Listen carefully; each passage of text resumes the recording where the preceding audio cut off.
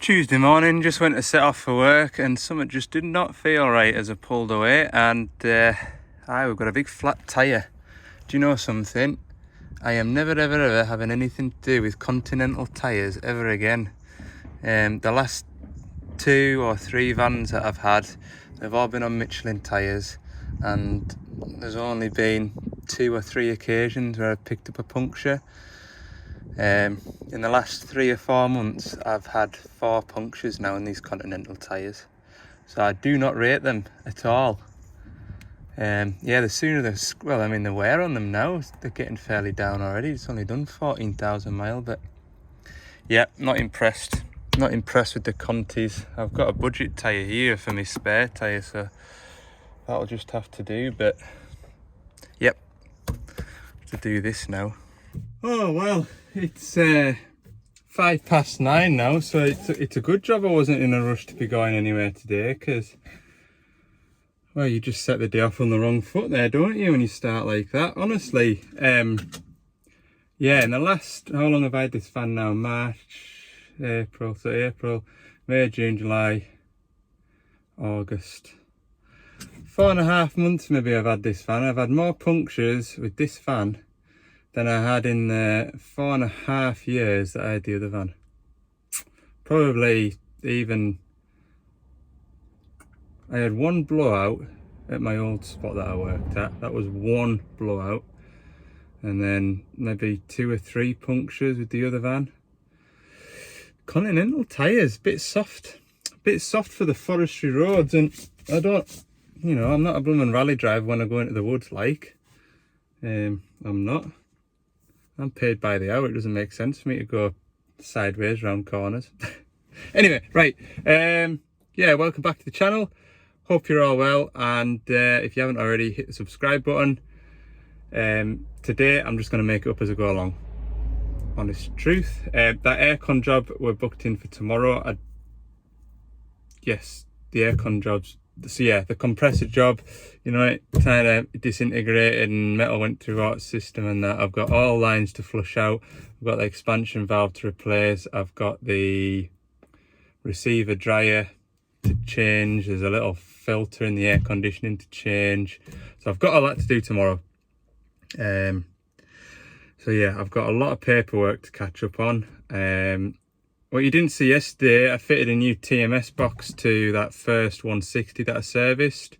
I thought there's no point mentioning it in the video because I'm not going to show you where it's at, because it's obviously to do with the tracker of the machine and stuff. But anyway, I've got to try and register that on the system, and hopefully we'll start to be able to see where it's at and what the hours are. Anyway, bit of a long intro. I'll see you back at the yard. Right, it's just after 11 o'clock while I was halfway through washing the van. The phone call, there's a loading shovel over in the northeast. There's an engine management light. Soot load is 110%. It won't do a parked regen. So what's caused that, I don't know. Whether the regen has been interrupted and it's just built up and been unable to do it as a active regen, I'm not sure yet. The funny thing is, week after next when I'm doing this training course, it's on these engines, and it'll obviously touch on the subject of how the after treatment system works and all that, but never mind. I've done an online training course, so it was a while ago now as well, so we'll go and have a look. Yeah, so it's 11 o'clock, will be 2 hours to get there, so we'll just have to see how we go. Right, we're here at this 380 shovel. The fault code is saying that the soot load is above 110%. But the problem with these new machines, you've got these blooming stop-start buttons instead of ignition key, and the key is missing at the moment, so there's just a way to find it so I can start the machine up and put my laptop on it and see what we can do with it. Yeah, I can't see it anyway. Anyway, normally when I've been here in the past, it's been down here somewhere or in here. But yeah, it's nice to have a stop-start button in it, but it's a pain for somebody like me. It just wants to come in and get on. Never mind. Anyway, it's good to see that my fittings that I fitted a few weeks ago there now, they're all looking nice and dry, so that's a good job, well done. Yeah, just teething problems, 120 odd hours I think it's done. Yeah, hopefully it's something simple. Like I say, my engine course is week after next, so could have done with that today. Right, I've got the key. I don't know if you can tell, but it's pretty upset. It's saying that the DPF soot load's 110%, so we'll see if we can get it into a regen and just keep an eye on what's going on with it. Click on the icon. Right, I'll come back to you when I've got connected and we can see what the problem is. So I think it just wants a manual regeneration. When I've gone into the data monitoring, I can see here that the soot level is 111% and the weight of the soot is 56 grams. When you click on the error code, you get like a troubleshooting guide. Basically it says to make sure that the regeneration inhibit switch is on. Well, it isn't on because it would have to be held down and you would have a line through it up in this top corner. The next thing is check that the ECU map's been updated. So do you remember a couple of months ago I did some software updates on those two shovels, one in Leeds, one in Liverpool. That was the latest engine software that I put onto those machines, and this machine is showing the same ECU map version as those, so I take it that that's up to date. And the next step here is to execute a forced regeneration. So we'll just have to see now and wait and see, and if the soot mass is reduced to 0 grams. So that's what we'll do now. We'll carry out a forced regen. What I'm doing while it's doing its forced regen, you can see here I'm recording the regen. So if we need to, we can put it into a graph and see that the temperatures are stable and things like that. So that's what I'm on with just now. But yeah, when I talked the guy through it on the phone this morning, he said it would go into a forced regen and it would finish, but the fault code would just come back up again. So I just want to keep a close eye on everything here and make sure temperatures are getting up to where they should be, basically. So yeah, it might not be, it might just be a case of the laptop isn't doing anything, it's not forcing anything. All I'm using the laptop for is to see what the after treatment sort of characteristics are. You know, you can see all the different temperatures in the exhaust there, the soot level in percentage and the soot weight, things like that. So I'm not doing anything that you can't do without being plugged into without, you know, the laptop at the minute, if you understand my drift. But yeah, when I spoke to him on the phone, it would do a regen, but it wouldn't sort of clear the error code. So we'll just see now why that is, if there is a reason why. Right, we've been sat here for about 20 minutes now, and I can see that the soot level is coming down and also the soot level in percentage. So I can't see any reason why the error code has come back. As long as it continues to fall as it is, which it is, then everything seems okay. I'm looking at the temperatures here, so you can see the DPF upstream temperature is about 570 degrees, surface temperature is 472, downstream temperature is 480. Even the differential pressure is falling now. So the differential pressure, say this screen is the DPF filter, you've got an air pipe before the filter and you've got the air pipe after the filter, and you've got a sensor in the middle, and that's called the differential pressure sensor, and it reads the difference in pressure from there, and that gives the machine an idea of how clogged up the DPF filter is. So you can well imagine if you've got a dodgy differential pressure sensor, it could give the machine a false reading that the soot level is higher or lower than it is in real life, which is why you don't really want to be sort of cancelling or interrupting regenerations. But yeah, everything's falling quite nicely, so yeah, we'll just have a look.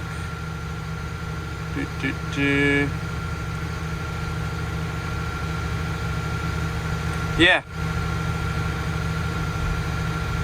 we'll just keep an eye on things and just make sure everything sort of resets to 0. Right, so you can see the engine management lights have all disappeared. The soot mass has reset itself. Obviously I've been idling there because I've been on the phone to somebody, but you know, everything's reset to 0. You can also see here the operation time since last successful regen. It's now reset to 0.289 of an hour, so yeah, one of life's mysteries. I do recall some of the 225-5s when they went out to work, the first sort of 100 hours, occasionally, not everyone, but some of them, probably depending on how much work they'd actually done to how much idling time they'd done, they often wouldn't complete the first automatic regen, and they'd need a parked regen.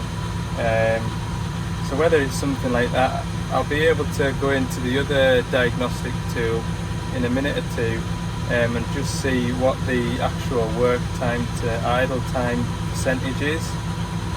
So I might do that, just have a nosy, and you know, I can sort of say to the driver now, or the yard manager, that you know, perhaps try and avoid the idle time. I can go into the dash here and set the machine up to switch itself off after it's been idling for 3 minutes. It'll shut the engine down. So there's things we can do to try and reduce the amount of idle time if there is excessive idle time on it. And you know, like I say, I spoke to the guys on the phone. It sounded as though it got into a regen. Whether it's been interrupted, because I know you have to put the park brake on and lock out the hydraulics, so you flick that switch so I can't work the hydraulics, then press that button for 3 or 4 seconds, release it, and it should start doing a regen. But I know with the older shovels, if you knock the steering wheel, perhaps if you were getting out, you might knock it, it might knock the forced regen off.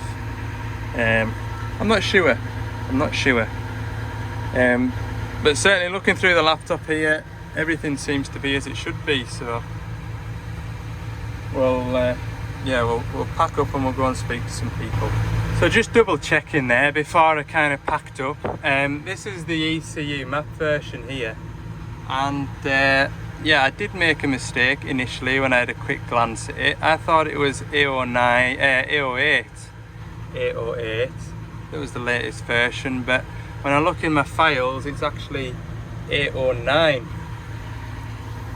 Now, I believe, and I could be wrong, but I believe the software update that I did for the machines in Leeds and Liverpool, the fix for that was to do with regeneration. So it could possibly be that this one hasn't had the software update, hence why it hasn't done a regen, hence why I'm here today. So what I'm going to do before I go is I'll reflash this software, bring everything up to date, and that should hopefully solve the problem. Right, apologies for the beeping noise. Just before I hit start on this, I only had the ignition on and it's telling me that the DPS clogged again. So I'll wait till this has got to 100% and then I'll restart the machine and just see what all this nonsense is about, because we've seen earlier that it had wiped itself clean. So I'll be interested to see what it thinks the soot mass is now. So it turns out then that the guy on the other end of the phone this morning was correct. It did do a full regen and the code evidently just comes back on when the ignition's on. If you look at the, where am I? If I scroll down to here, Where is it? Yeah, we were looking at this earlier. The soot in weight and the load percentage. It's gone away back up there again. Now, when we saw it earlier, it was pretty much, it had all been reset, and all I did was turn the ignition off, or turn the machine off, turn the ignition on, to then upload the latest software. So the engine wasn't even running, and just before I was about to upload the software, it started flashing at me, telling me that it needed a force regen. So I'm going to do a burnout again, but with the latest software on it, and see if that cures it. Yeah, another half an hour to sit and watch these figures. It's definitely raised a question that I'll be asking on the training course in a week's time anyway, that's for sure. Definitely. Hopefully it's just a software issue. Because I'm looking at the differential pressure that I was telling you about earlier. I mean, there's absolutely, 0.001 of a bar. To me, that exhaust is absolutely flying through there. So to me, in my head, that the exhaust has got zero restrictions, or nearly zero restrictions through it. So it's obviously, to me, it's a software thing rather than an actual blockage. We'll see. Right, you join me about half an hour later. The machine's just on its cool down now, and everything has zeroed again. So I'll let it do its cool down, and then we will switch the machine off. Do exactly what I did last time. Turn the ignition on for 5-6 minutes and see what happens after that. It's a bit of a pain really, because if there is anything in that engine bay that isn't right, it's going to be roasting hot now. Oh dear. Yeah. Hopefully it's just the software. We'll see in about 5 minutes. Right, for the record, and I've got video evidence, everything's at zero. There's even a thing down here that said regen successful. Yeah, regen okay and normal, if you can read that. So everything should be okay now. I'll turn the machine off.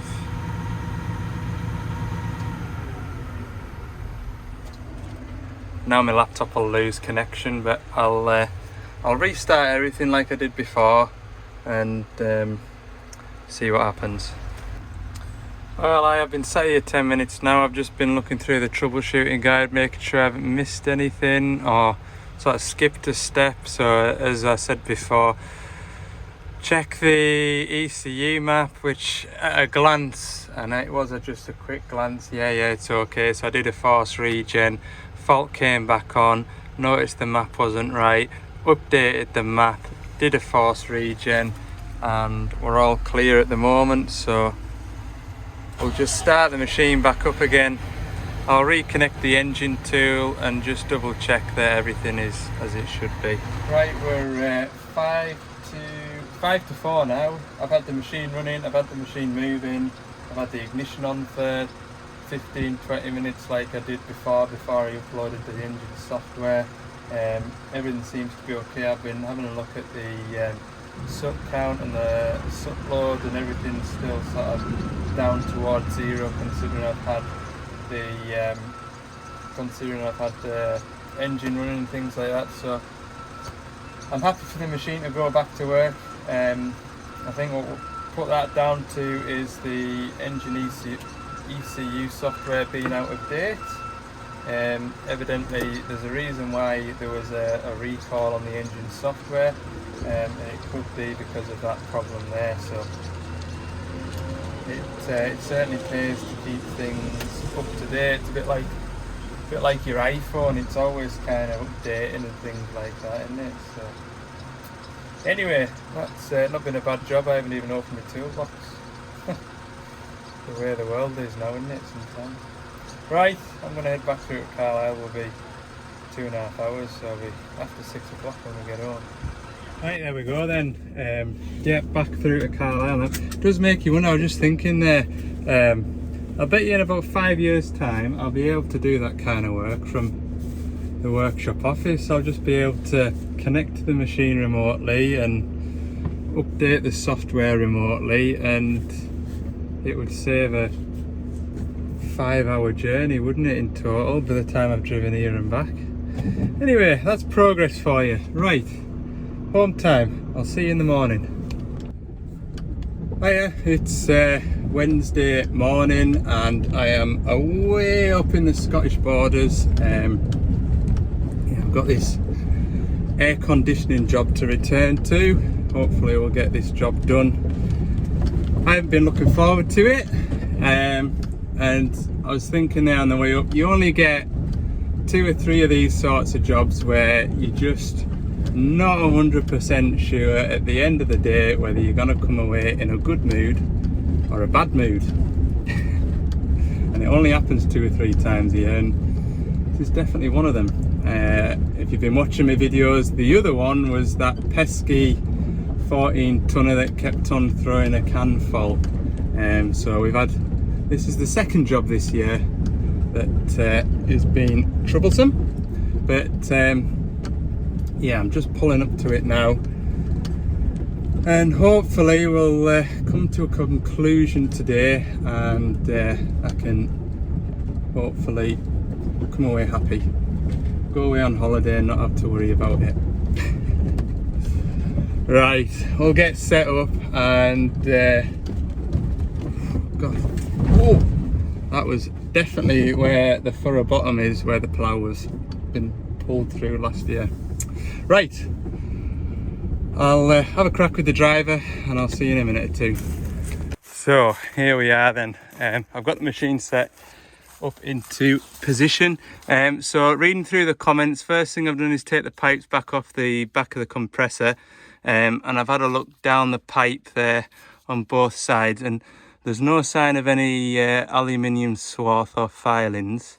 So with a bit of luck, we haven't infected the new compressor with any contaminants.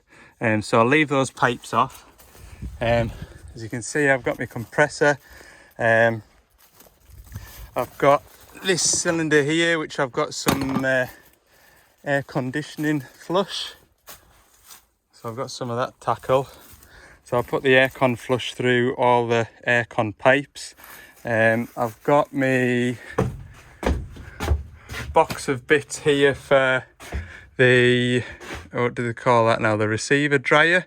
There's a filter in there, and then there's that sock full of silica crystals. I've got new filter and silica crystals to go in the receiver dryer. I'll take all the aircon pipes off the receiver dryer. I'll blow through the receiver dryer as well as the aircon pipes going into it. And then finally I'll strip out the back of the cab again, pull the heater box out, strip it down, replace that expansion valve, and then also I'll blow through the, not the matrix, what do you call it again?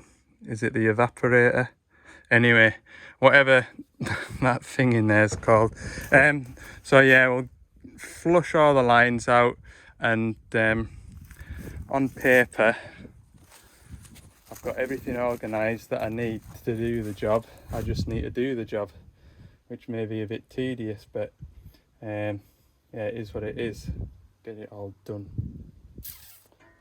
Yeah, right, we'll get on. But it has to be said, one of the bonuses are got stunning views, the weather's on my side, and yeah, it's not too hot. I've got the rest of the day. Yeah, it's gonna be okay.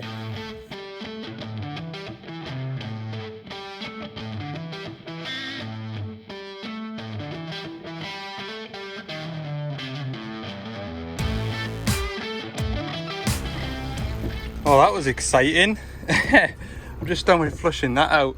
Yeah, my inverter in there, it's just about big enough to run that compressor, thankfully. I did try it before I set off. But no, everything's working as it should be.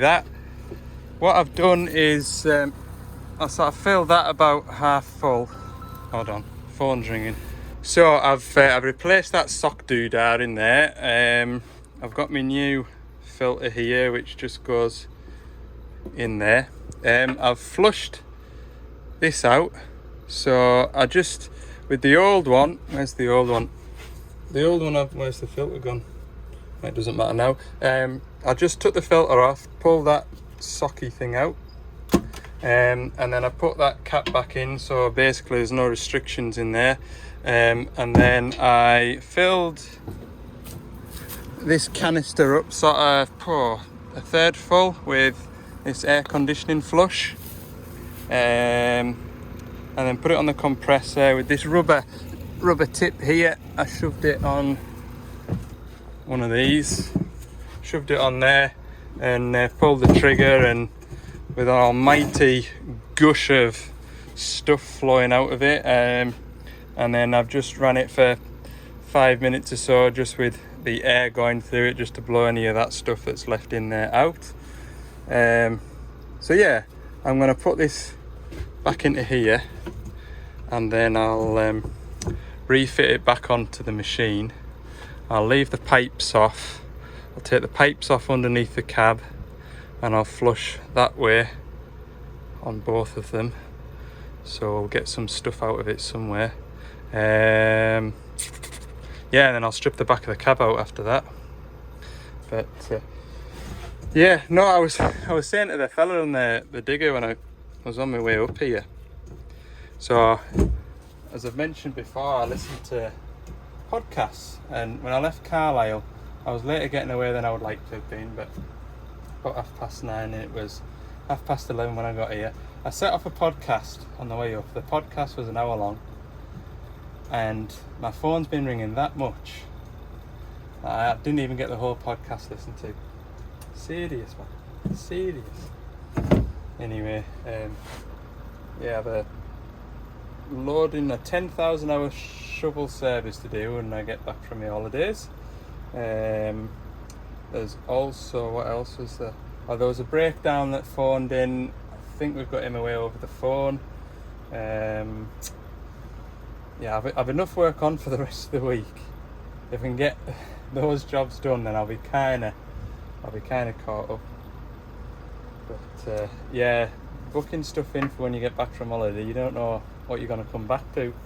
There's going to be the odd job that's came in and HQ haven't been able to get to, or because they've been busy. I know I've got a second 160 high track to put us, you know that machine now, the log grab and the saw. Well, there's another one of those to set up the same, so I've got that to do up at HQ when the bits come in for it. So I'll only have 2 days the week that I get back, and then after that it'll be back to business as usual. But it's gonna be all go. It is. Hey man. I've seen a lot of comments as well asking me if I'm employed or self-employed. I am employed, but I kind of look after my own patch.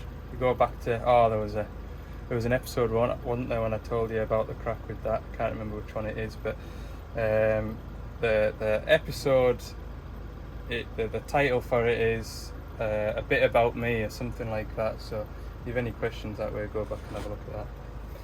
Anyway, right, I'll crack on and put this back together, put it back on the machine, and we'll get some more lines flushed out. Right, everything's going well.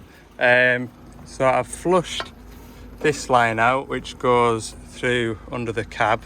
The only line I've got left to flush is this line here through the compressor. This big line here, this one, when I flushed this out, I could see the other end of it over there when I blew it out. You should have seen the black sludge that blobbed and globbed out of that before it blew clean. So I did it twice, and then I've sort of shoved a load of air through it for 5 or 10 minutes just to make sure it was clean and dry. So I've just got that little line now to do, and that's all the lines that way cleaned out. But I could not believe the sludge that came out of there. Unbelievable. Ha! I'm learning quick on this job now. Right, move on.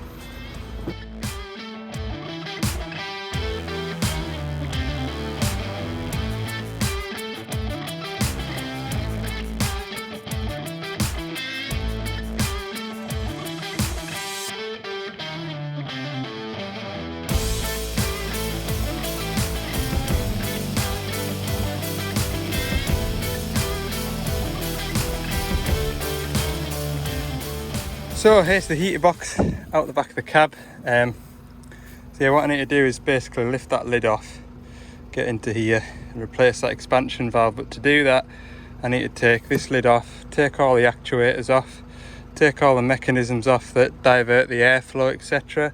And then I need to take this fan housing off to separate that. So it's a big strip down, like, so it is. Anyway, I'll put you back on a time lapse and you can watch us muddle on with this.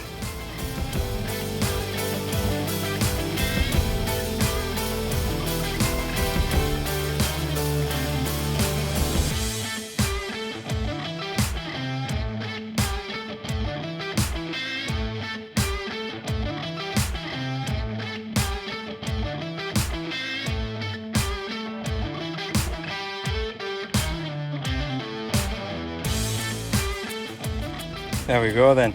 Yeah, that's it all stripped out. It's this piece here, which is the expansion valve, and got a new one in the van. What else can I tell you about it? Not an awful lot. I'll put my air conditioning flush through this line and it'll squirt back out there, clean it all up. While I'm in here, I'll give everything a blow down with the airline, clean everything out, and yeah, with a bit of luck, in an hour and a half's time we'll be regassing the air conditioning and winning, won't we? We'll be winning, hopefully. Yeah, I think it's about 1:30 now, so 1:30, 1:45-ish, I think. I haven't looked at the clock, but in my head, if I'd be happy if I'm recharging the aircon system at 3 o'clock. That's my kind of time target, but obviously I'm not going to rush it because I really don't have to come back up here. I mean, it's nice and all, but I don't want anything more to do with this.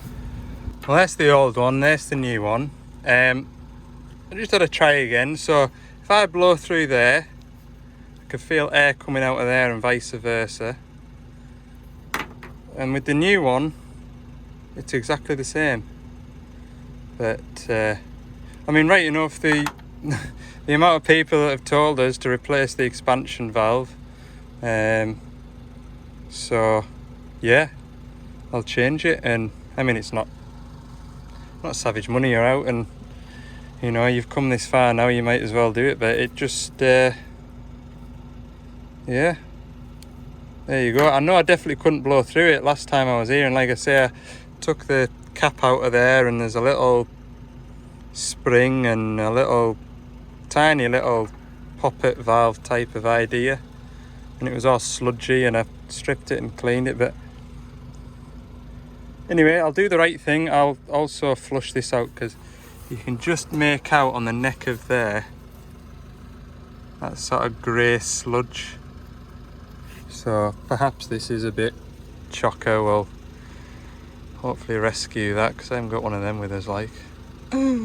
Alright, sun has come out. It's rather warm now. That's it all put back together.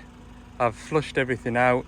I've just got to lift it back into the cab, rebuild the cab, put all my aircon pipes back on, vacuum the system, put air conditioning into it, go home, everybody's happy, and I've got that really horrible job that's been looming over me for the last week or so finished. It's exactly how it's going to go. Let's find out, shall we?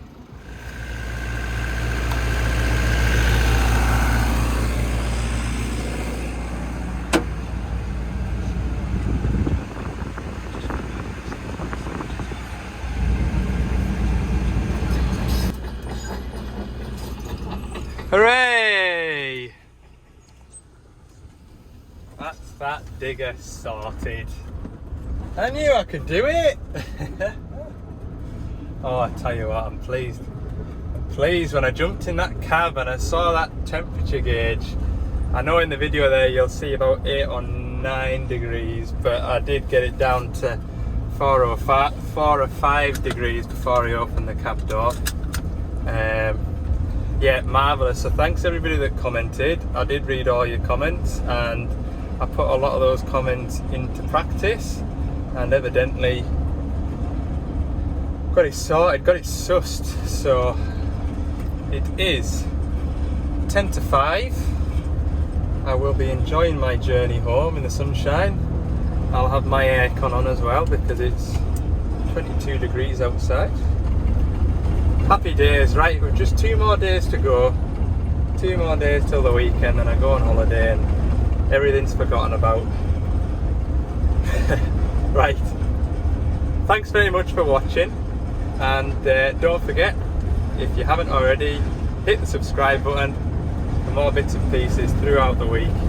Head over to Ali's Digger Diary on TikTok and Instagram.